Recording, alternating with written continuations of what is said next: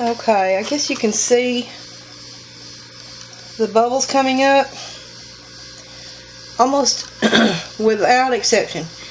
If your jars are boiling when they come out of the canner, they will seal. If they aren't boiling at all, I mean, some of these are boiling just ever so slightly, but if they aren't boiling at all, then they're probably not going to seal. That's just how it works out, and I guess it's because of the high heat on the inside. Anyway, I wanted to show you something else. It's hot, but you don't really want to mess with these lids and rings very much, but as you can see, that ring is loose. When they come out of the canner, the lid has pulled down really far. The compound has thinned out right around the rim of the jar. You know, the rim of the lid compound has thinned out, and that way it's seated and almost melted over the rim of the jar. When it does that, it causes a little gap. This is nothing to worry about. Do not retighten these rings when you get them out of the canner if you're using metal lids like this.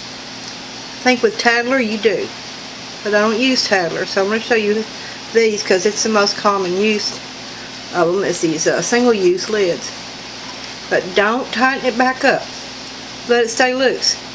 In fact, if everything goes right, every one of these rings should be loose enough when you get ready to take the rings off and wash the jars to just spin them right off with no effort.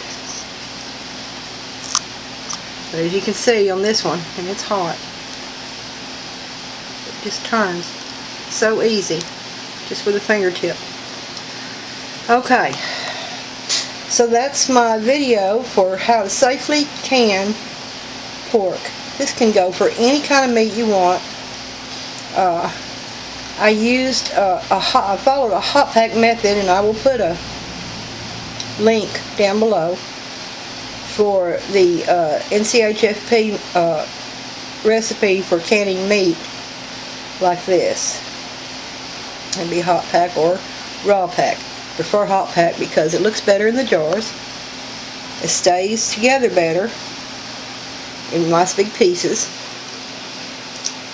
and you don't get any of this webby stuff on the side that comes from the proteins in the meat when you raw pack.